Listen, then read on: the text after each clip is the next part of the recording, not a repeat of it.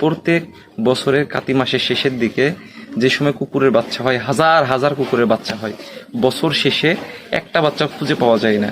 যে রসুনের গোড়ার মতো দেখবেন, রসুনের অনেকগুলো কুয়া আছে, কিন্তু তার মূল গোড়া কিন্তু একটা। এ কওমি আহলে হাদিস জামাত এরা সবাই এইরকম, তাদের শাখা পোশাখা সারা বাংলাদেশে ছড়িয়ে আছে, তারা একটা ডাক দিলে সব গোড়া একটা হয়ে যায়। আসসালামু আলাইকুম রহমতুল্লাহ। ইন্নাল হামদুলিল্লাহি ওয়াহদা ওয়াসসালাতু ওয়াসসালামু আলা মান লা নাবিয়্যা বা'দা, আম্মা বা'দ। দূর এবং কাছের দেশ এবং প্রবাসের যে যেখান থেকে দেখছেন সকলের প্রতি আন্তরিক সালাম। আসসালামু আলাইকুম রহমতুল্লাহ। আপনারা সকলেই মিডিয়াতে দেখেছেন যে ঢাকায় সুফিবাদী মহাসমাবেশ হয়েছে আজ থেকে 2 দিন আগে।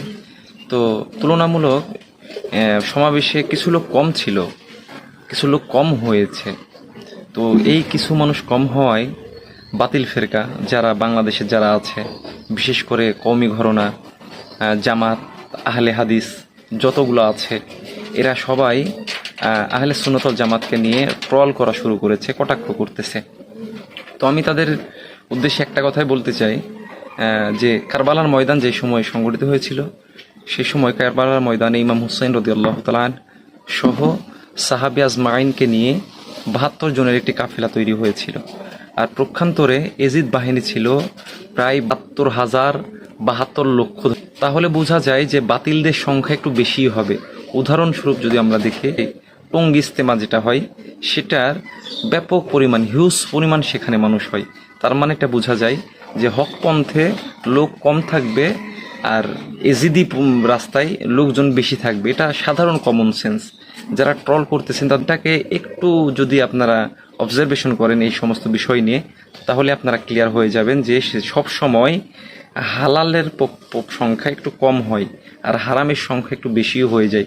আর উদাহরণস্বরূপ আপনাদেরকে যদি দেখাতে চাই, তাহলে বোঝানো যাবে যে প্রত্যেক বছরের কাতি মাসের শেষের দিকে যে সময় কুকুরের বাচ্চা হয়, হাজার হাজার কুকুরের বাচ্চা হয়, বছর শেষে একটা বাচ্চা খুঁজে পাওয়া যায় না।